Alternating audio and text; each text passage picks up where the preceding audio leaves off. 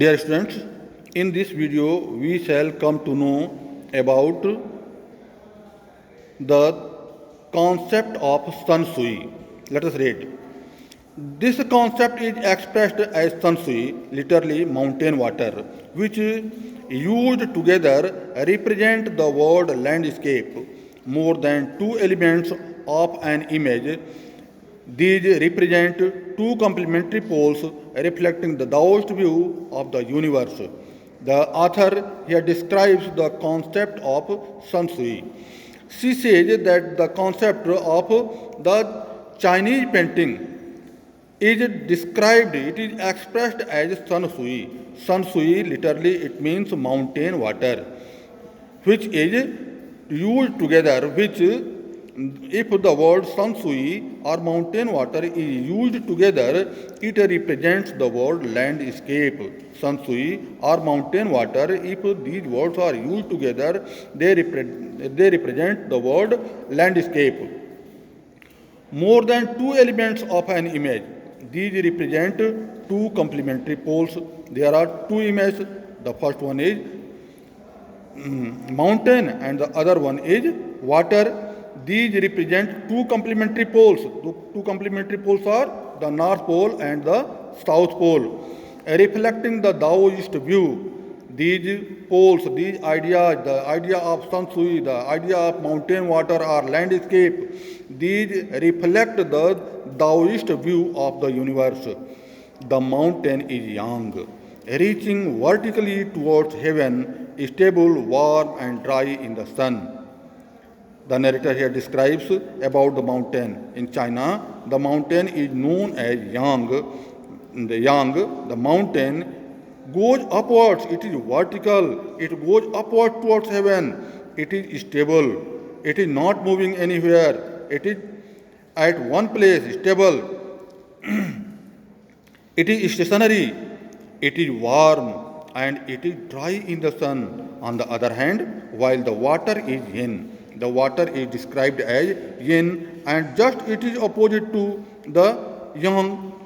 It is horizontal, it moves horizontally, and it is not stable, it is not stationary, it moves ahead and resting on the earth, it rests on the earth. The mountain goes upwards towards heaven, but the water, the yin, flows on the earth. It is fluid. The mountain is solid and the water is fluid. The mountain is dry, the water is moist. The mountain is dry and warm, but the water is moist and cool. The interaction of yin, the receptive, feminine aspect of universal energy, and its counterpart yang, active and masculine, is of course a fundamental notion of Taoism.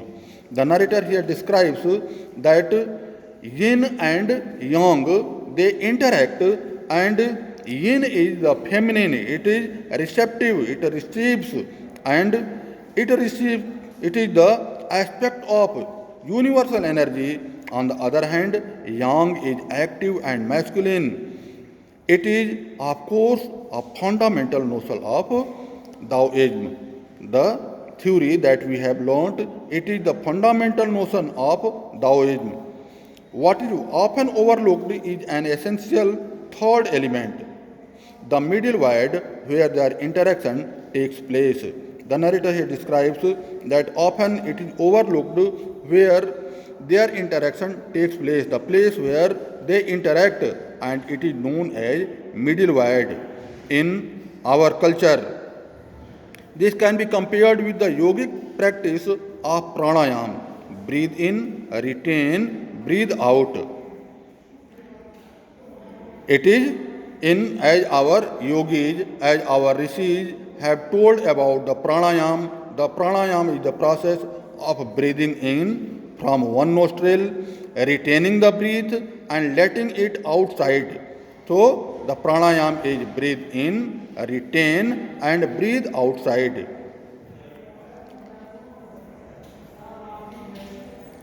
The suspension of breath is the word where meditation occurs.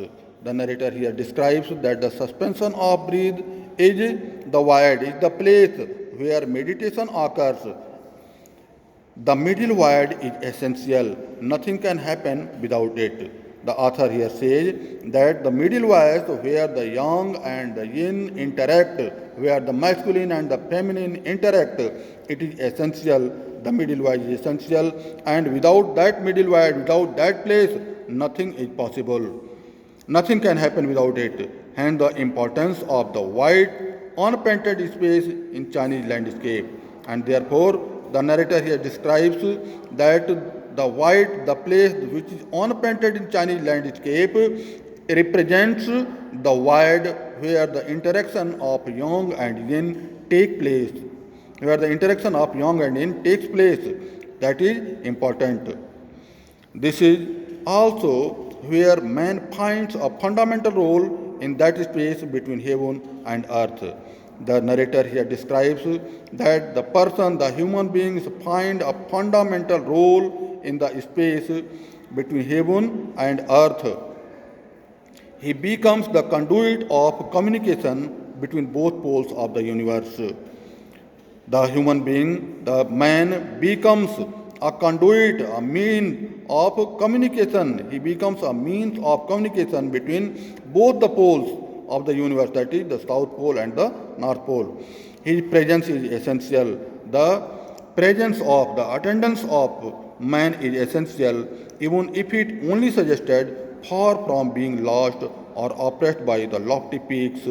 He is, in Francois Cheng's wonderful expression, the eye of the landscape. The narrator, Nathalie Troy here describes that the importance of man is essential because whether it is suggested, it is only suggested that far from being lost or oppressed by the lofty peaks, in Francois Cheng's wonderful words, the man is the eye of the landscape.